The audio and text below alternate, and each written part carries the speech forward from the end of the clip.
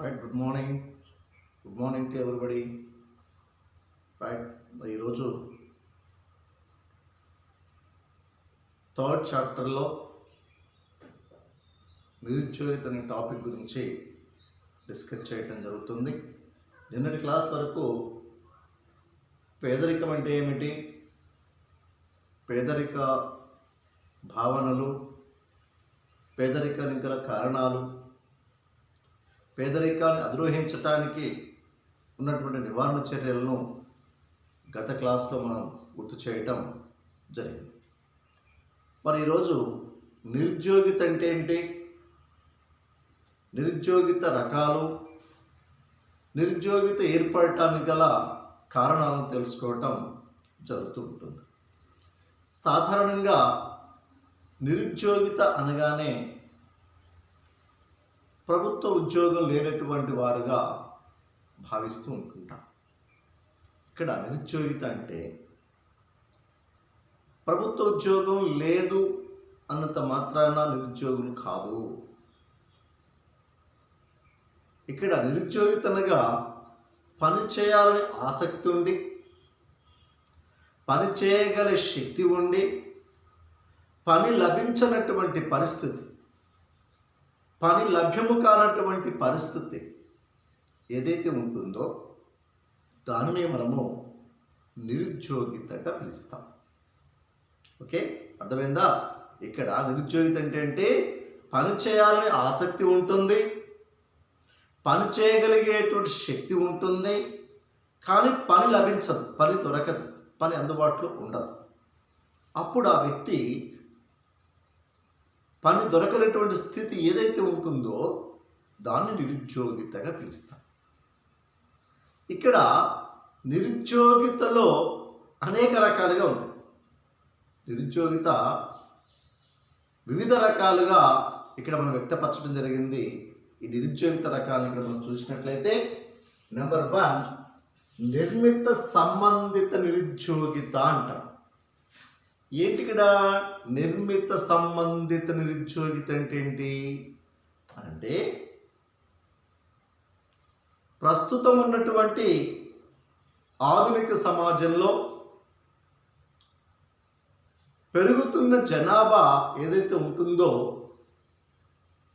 మానవ సమంతమైనటువంటి శక్తి పెరుగుతూ ఉంటుంది. జనాభా పెరుగుదల చేత మానవ యొక్క శక్తి సామర్థ్యాలు, మానవ శ్రమశక్తి పెరుగుతూ ఉంటుందన్న విషయాన్ని గుర్తు చేస్తాం.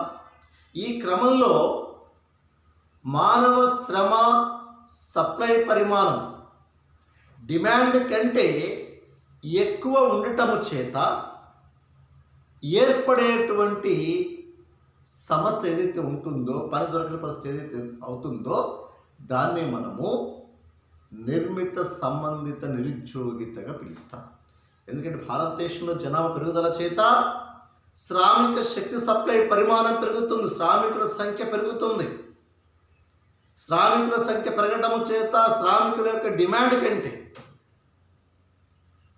శ్రామిక సప్లై పరిమాణం పెరగడం చేత ఈ యొక్క పని డిమాండ్ ఉన్నంత మేరకు కాకుండా ఎక్కువ సంఖ్యలో శ్రమ సాంద్రతమైనటువంటి శ్రామికుల సంఖ్య పెరగటం చేత ఏర్పడేటువంటి పని దొరకనటువంటి శ్రామికులు, మిగతా వాళ్ళు ఎవరైతే ఉంటారో వాళ్ళను మనము నిర్మిత సంబంధిత నిరుద్యోగితగా పిలుస్తాం. ఫర్ ఎగ్జాంపుల్, ఒక పని చేయటానికి ఒక 10 మంది శ్రామికులు, పనికి డిమాండ్ అంటే ఆ పనికి ఉపయోగపడేటువంటి శ్రామిక డిమాండ్ 10 మంది శ్రామికులు మాత్రమే అనుకుందాం. అక్కడ శ్రామికుల యొక్క అడ్డ మీద శ్రామికుల సంఖ్యా పరిమాణము ఒక 20 మంది 30 మంది ఉన్నారనుకోండి. ఆడ శ్రామిక సప్లై ఎక్కువగా ఉంది, శ్రామిక డిమాండ్ మాత్రమే, శ్రామిక సప్లై 20 నుంచి 30 మంది ఉన్నారు. కావలసిన ఆ రోజుకు కావలసినటువంటి శ్రామిక డిమాండ్ ఎంత అంటే కేవలం 10 మంది మాత్రమే. మరి మిగతా 10 మంది మిగులు శ్రామికులు ఎవరైతే ఉన్నారో వారందరూ కూడా నిర్మిత సంబంధిత నిరుద్యోగులుగా పిలుస్తాం. అర్థమైందా? నిర్మిత సంబంధిత నిరుద్యోగిత అనగా శ్రామిక సప్లై పరిమాణము, శ్రామిక డిమాండ్ పరిమాణము కంటే ఎక్కువ ఉండటము చేత ఏర్పడేటువంటి నిరుద్యోగితను నిర్మిత సంబంధిత నిరుద్యోగితగా పిలుస్తాం. Okay right. ఇక రెండవది అల్ప ఉద్యోగిత అంటాం. శ్రామికులకు పని లభిస్తుంది, కానీ ఆ పని ఆ రోజు తను చేయగలిగేటువంటి శ్రమ శక్తి సామర్థ్యం ఉపయోగించుకునే దానికంటే తక్కువ గంటలు తక్కువ శక్తి ఉపయోగపడే పని మాత్రమే లభిస్తుంది.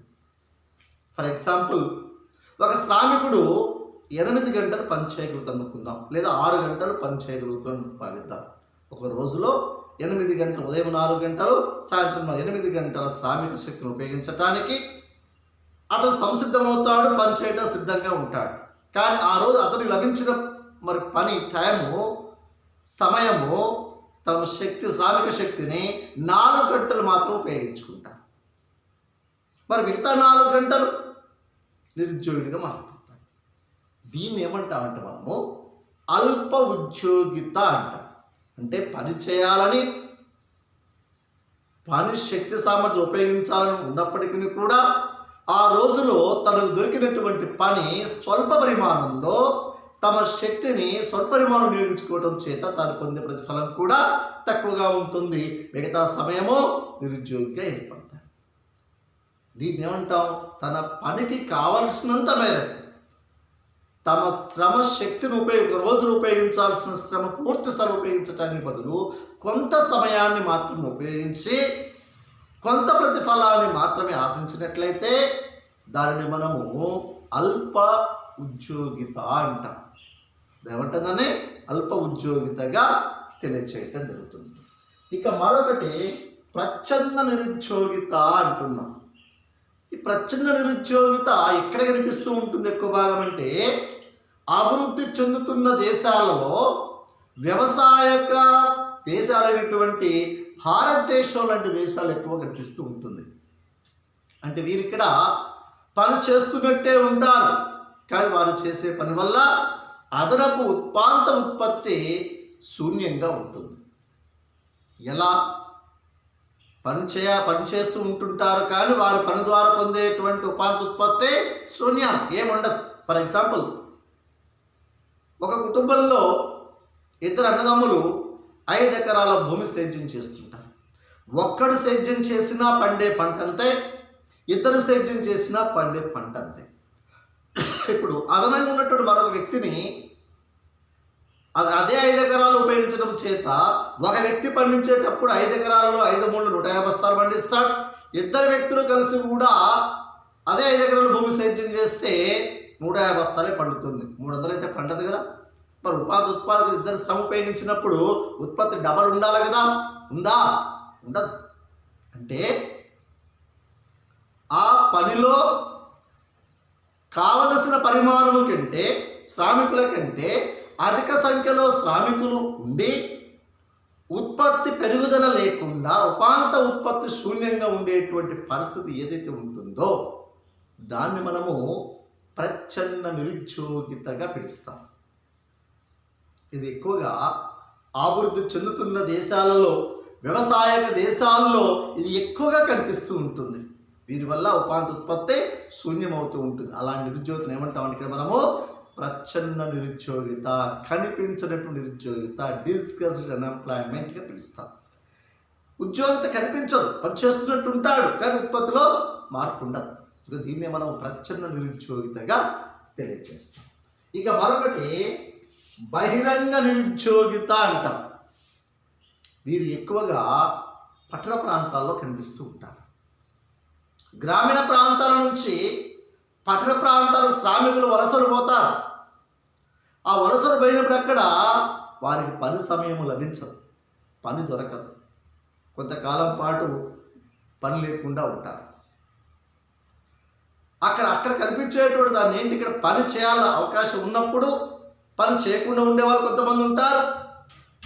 పని చేయాలని ఉన్నప్పటికీ కూడా అక్కడికి వెళ్ళిన తర్వాత పని దొరకనటువంటి పరిస్థితి ఏదైతే ఉంటుందో అక్కడ దాన్ని బహిరంగ నిరుద్యోగిత అంటాం. ఒక రోజులో కొన్ని సమయాలు కూడా పని దొరకనటువంటి స్థితి ఏదైతే ఉంటుందో దాన్ని మనం బహిరంగ నిరుద్యోగితగా తెలియచేయటం జరుగుతూ ఉంటుంది. బహిరంగ నిరుద్యోగిత అంటే పూర్తిగా పని చేయాలని ఆలోచన ఉన్నప్పటికీ పూర్తి అసలు పని లభించకుండా ఉండేటువంటి పరిస్థితి ఏంటంటే బహిరంగ నిరుద్యోగితగా తెలియచేస్తాం. నెక్స్ట్ మరొకటి విద్యాయుత నిరుద్యోగిత అంటాం. ఇది విద్యావంతుల్లో కనిపించేటువంటి నిరుద్యోగిత. తాను తమ యొక్క శ్రమశక్తి, సామర్థ్యము, నైపుణ్యము ఒక విద్యా వ్యవస్థ రంగంలో తాను కలిగి ఉండి, శిక్షణ కలిగి ఉండి, నైపుణ్యం కలిగి ఉండి, సమర్థత కలిగి ఉండి, దానికి తగినటువంటి ఉపాధి లభించకుండా ఉన్నట్లయితే అసలు నిరుద్యోగితను ఏమంటామంటే మనము విద్యారహిత నిరుద్యోగిత అంటాం. అతడు ఆ పని రాక, ఆ పని లభించక ఇతర వృత్తిలోకి వెళ్ళిపోతాడు, ఇతర పనిలోకి వెళ్ళిపోతాడు, ఏ పని చేయకుండా ఉండే పరిస్థితి ఉంటుంది. ఇలాంటి దాన్ని ఏమంటామంటే మనము విద్యారహిత నిరుద్యోగిత అంటాం. ఒక శ్రామికుని యొక్క విద్యా అర్హతలు కలిగి ఉండి, శిక్షణ కలిగి ఉండి, నైపుణ్యం కలిగి ఉండి, సమర్థత సామర్థ్యాలు కలిగి ఉన్నప్పటికీ కూడా అతనికి ఆ వృత్తికి తగినటువంటి, ఆ విద్యకు తగినటువంటి వృత్తి లభించకపోవటము చేత అతడు పని దొరకకుండా ఉన్నట్లయితే, లభించకుండా ఉన్నట్లయితే అలాంటి నిరుద్యోగితను ఏమంటామంటే మనం ఇక్కడ ఏమని పిలుస్తాము? విద్యారహిత నిరుద్యోగితగా పిలవటం జరుగుతూ ఉంటుంది. నెక్స్ట్ మరొకటి సంతృష్ణ నిరుద్యోగిత అంటాం. సాధారణంగా శ్రామికులు ఒక పని నుంచి మరొక పనికి మారుతున్న సమయాలలో కొన్ని రోజులు కానీ కొన్ని నెలలు కానీ పని లేకుండా ఉంటారు. అలాంటి వ్యక్తులు, శ్రామికులు ఎవరైతే ఉంటారో వారిని సంతృష్ట నిరుద్యోగులుగా తెలియచేస్తారు. అంటే ఒక వృత్తిలో నుంచి ఏవో కొన్ని కారణాల చేత ఆ వృత్తిని వదిలి మరొక వృత్తి చేపట్టేటప్పుడు కొద్ది రోజులు ఏ పని లేకుండా ఖాళీగా ఉండిపోతారు. ఇలాంటి ఖాళీ సమయంలో ఉన్నటువంటి నిరుద్యోగితను ఏమంటామంటే మనము సంతృష్ణ నిరుద్యోగితగా తెలియచేయటం జరుగుతూ ఉంటుంది. నెక్స్ట్ మరొకటి ఋతుపరమైన నిరుద్యోగిత అంటాం. ఇంకోటి ఏమిటి ఇక్కడ? ఋతుపరమైన నిరుద్యోగిత లేదా ఋతు సంబంధిత నిరుద్యోగిత. కొంతమంది శ్రామికులకు కొన్ని కాలాలలో, కొన్ని సమయాలలో మాత్రమే పని లభిస్తుంది, మిగతా కాలాలలో పని లేకుండా ఉంటారు.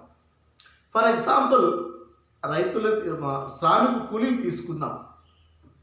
ఒక 6 నెలల పంట కాలములు, సంవత్సరానికి ఒక 10 నెలల పంటల కాలములో, అంటే 2 కాలాల పంట 10 నెలల కాలాన్ని తీసుకుంటే కూలీలకు లభించే 10 దినాలు ఎన్నాయంటే కేవలము 5 నుంచి 6 నెలలు మాత్రమే పని లభిస్తుంది.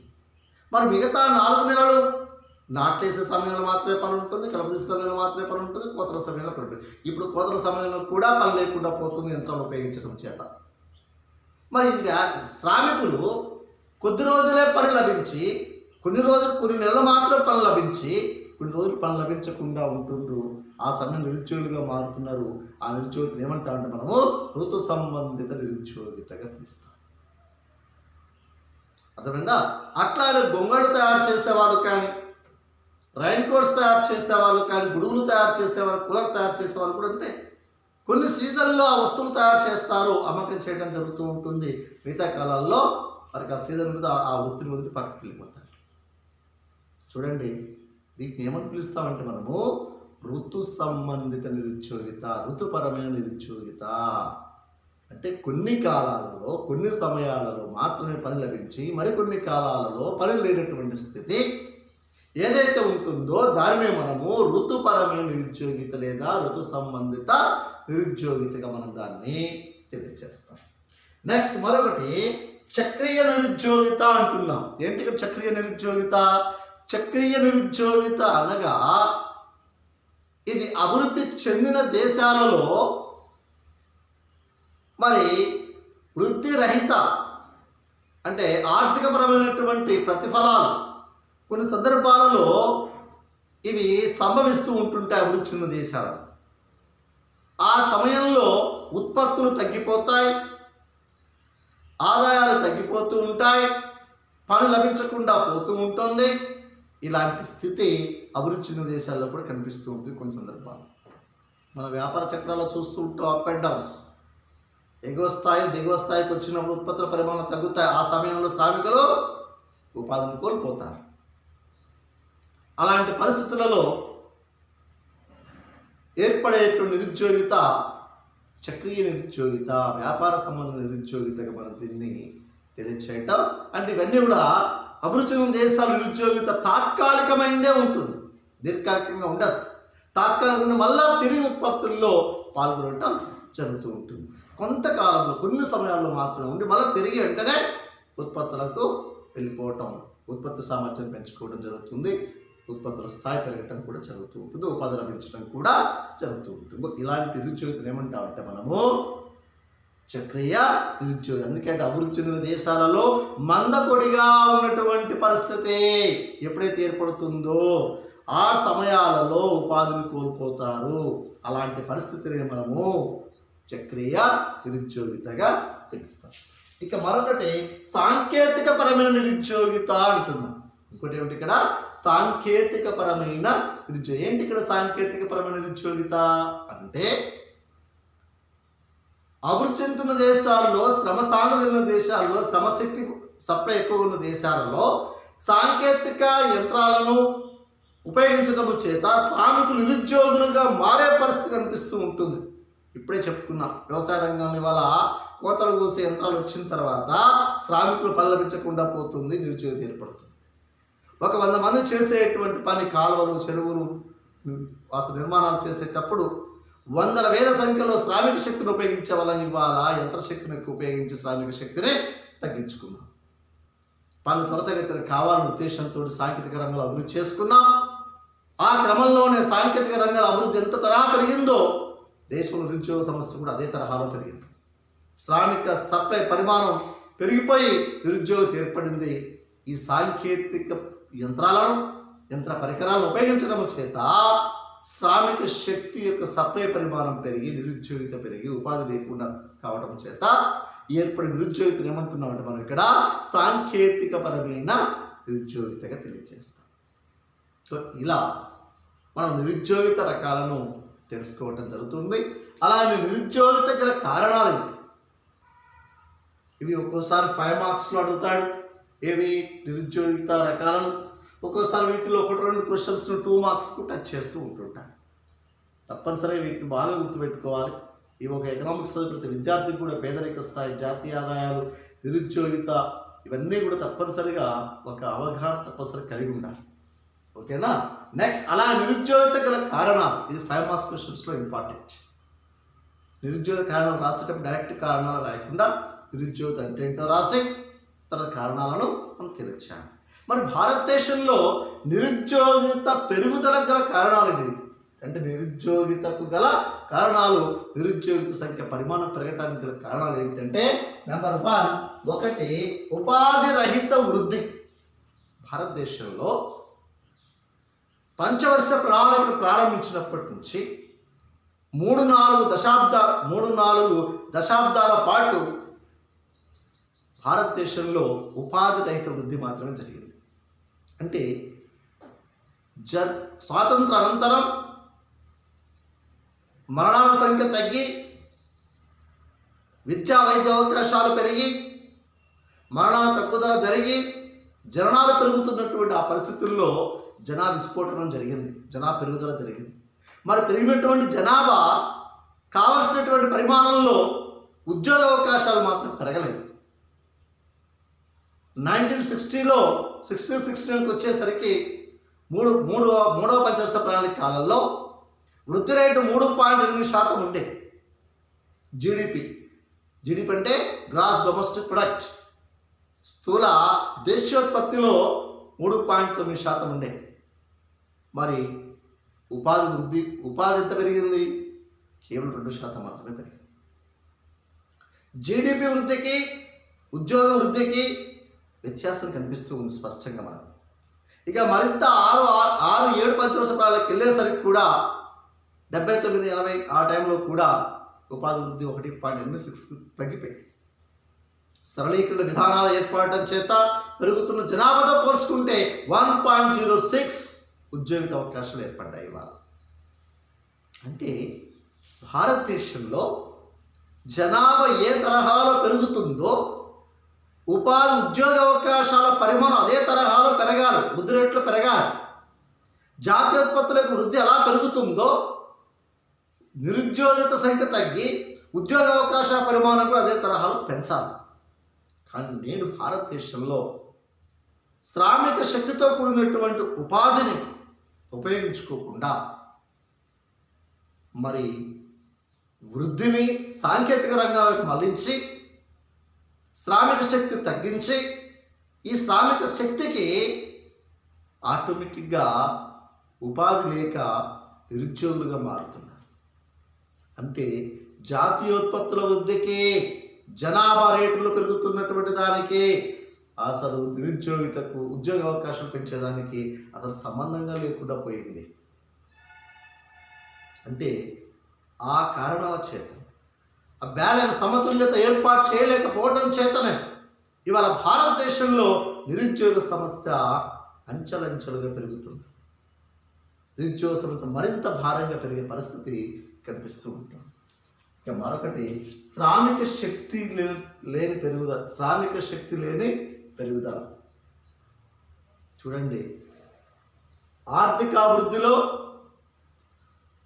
పెరిగేటువంటి శ్రామిక శక్తి లేకుండా ఉత్పత్తుల పరిమాణాలలో ప్రాధాన్యత పెరిగింది.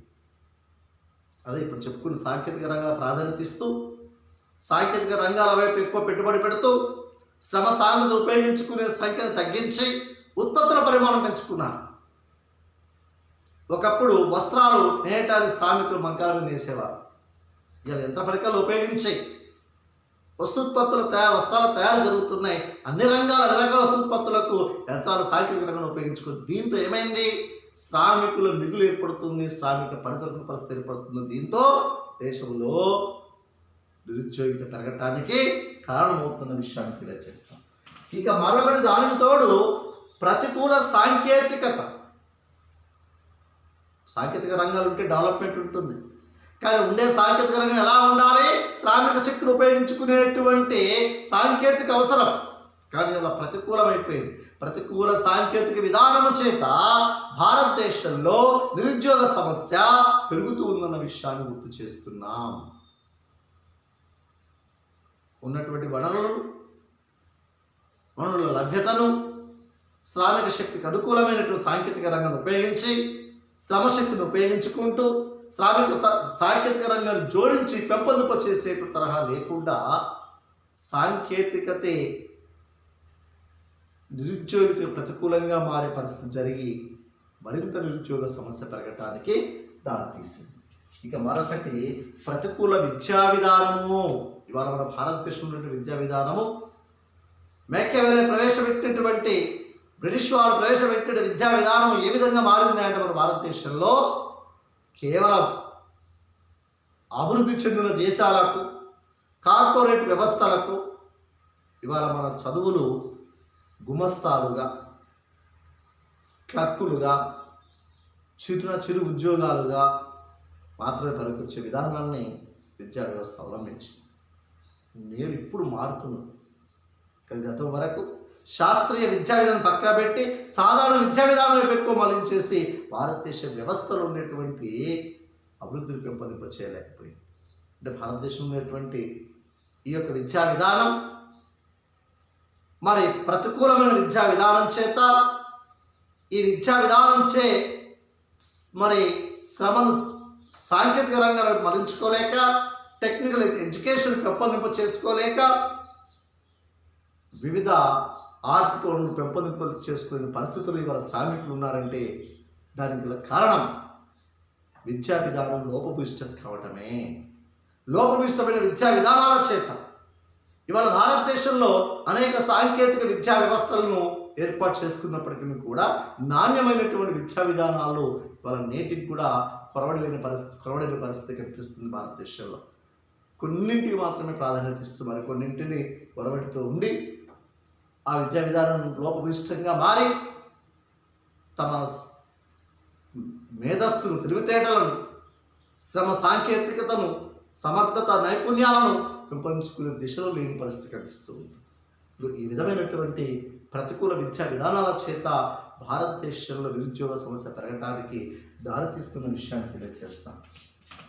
ఇంకా మరొకటి ఏమిటంటే 1991లో భారతదేశంలో ఏర్పాటు చేసినటువంటి ఎల్పిజి నమూనా, నూతన ఆర్థిక సరళీకరణ విధానాలు, నవ్య ఆర్థిక సరళీకరణ విధానాలు ఏర్పాటు చేయడం చేత కూడా భారతదేశంలో మరింత నిరుద్యోగ సమస్య పెరిగింది. ఏంటిగా సరళీకరణ విధానం అంటే, భారతదేశంలో ఎవరైనా పెట్టుబడులు పెట్టుకొని సరళీకృత స్వేచ్ఛాయుతమైన వాతావరణాన్ని కలిగి ఉండి వివిధ దేశ వస్తువులు, మన దేశ వస్తువులు విదేశాల్లో చేసుకునేటువంటి నియంత్రిత విధానం నుంచి స్వేచ్ఛాయుతమైన విధానాన్ని కల్పించే పద్ధతిని భారతదేశ ప్రభుత్వం 1991లో ఏర్పాటు చేయడం జరిగింది. దాన్ని మనం సరళీకరణ విధానం అన్నాం. దాంతో చైనా గూడ్స్, ఇతర దేశాల నుంచి వచ్చేటువంటి తక్కువ ధరల వద్ద లభించే వస్తుత్పత్తులు భారతదేశంలో ప్రవేశించి మన దేశంలో తయారవుతున్న వస్తువులకు, పరిశ్రమలకు, చేనేత మగ్గాలకు, చేతి వృత్తులను దెబ్బతీసే పరిస్థితి కనిపించింది. అక్కడ వారు ఉపయోగించే వస్తువులను తిరిగి మన దేశం యొక్క మన అభిరుచులు, అలవాట్లకు అవన్నీ కూడా తిరిగి వాళ్ళకు మళ్లించుకొని ఇవాళ మనం ఆధునిక విధాన పద్ధతులు అవలంబిస్తూ పోతున్నాం అనుకుంటున్నాం. కానీ ఆర్థిక వ్యవస్థను దెబ్బతీసుకుంటున్నాం, శ్రామిక నైపుణ్యం దెబ్బతీసుకుంటున్నాం, నిరుద్యోగ సమస్య ఏర్పడుతున్న విధానాన్ని ఆలోచించలేని పరిస్థితి జరిగింది నాడు 91లో. సరళీకరణ విధానంతో ఆర్థిక అభివృద్ధిని సాధించవచ్చిన కోణాన్ని ఆలోచించారు తప్ప విదేశీ వస్తువులు భారతదేశంలోకి వచ్చి భారతదేశ ఆర్థిక వ్యవస్థను ఇబ్బంది పెడతాయన్న సంగతి, చేతి వృత్తులు దెబ్బతీస్తాయన్న సంగతి, దాంతో నిరుద్యోగ సమస్య ఏర్పడుతున్న విషయాన్ని విస్మరించడం జరిగింది. దీంతో భారతదేశంలో మరింత నిరుద్యోగిత పెరిగే పరిస్థితి కనిపించింది సరళీకృత విధానం చేత. ఈ విధంగా భారతదేశంలో నిరుద్యోగ సమస్య పెరగటానికి ప్రధాన కారణాలుగా మనం వీటిని తెలియచేయటం జరుగుతుంది. రేపు నెక్స్ట్ క్లాస్లో నిరుద్యోగ నివారణ చర్యలు, నిరుద్యోగిత ఏర్పడడం చేత ఏర్పడే పర్యవసానాలు ఏంటో రేపు నెక్స్ట్ క్లాస్లో తెలుసుకుందాం. Okay, right, thank you.